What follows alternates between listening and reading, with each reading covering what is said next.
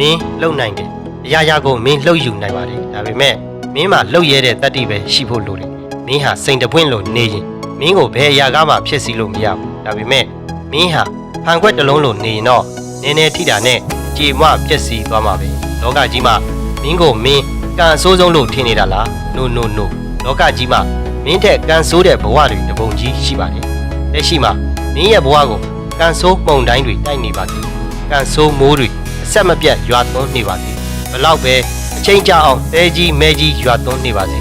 အချိန်တန်ရင်တိတ်သွားမှာပဲအချိန်တစ်ခုပဲလိုတယ်စစ်မှန်တဲ့အောင်မြင်မှုကိုလိုချင်ရင်အချိန်ကောင်းကိုစောင့်ရတယ်အားငယ်စရာသိငယ်စရာမလိုဘူးလက်ရှိမင်းမှာရှိနေတဲ့တွေးပူတတ်တဲ့အကျင့်တွေကိုပဲဖြောင်းနိုင်အောင်ကြိုးစားပါမင်းဟာရဲရင်တန်ပါဖို့အချိန်ကြပြီ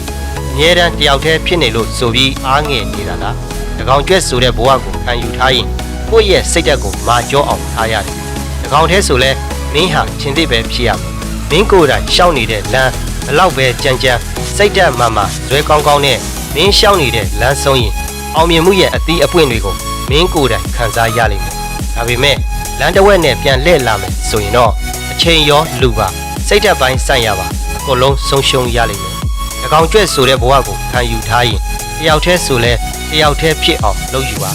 မင်းရဲ့ရည်မှန်းချက်မင်းရဲ့အိမ်မက်တွေကိုမင်းရဲ့စိတ်ကြိုက်ပုံဖော်ခွင့်ရှိတယ်ဒီမှန်းချက်တို့အိမ်မက်တို့ဆိုတာဘယ်တော့မှဒိတ်ကုံသွားတယ်ဆိုတာမရှိဘူးဘဝအတွက်ကြိုးစားနေတဲ့အချိန်မှာမြန်ဖို့မလိုဘူးမှန်မှန်လေးနဲ့ပုံမှန်လေးသာသွားဖို့လိုတယ်အရာရာကိုမင်းလှုပ်ယူနိုင်ပါတယ်လောကကြီးမှာမင်းဟာအတော်ဆုံးလူသားဖြစ်တယ်ဒီကောင်တည်းဆိုလဲ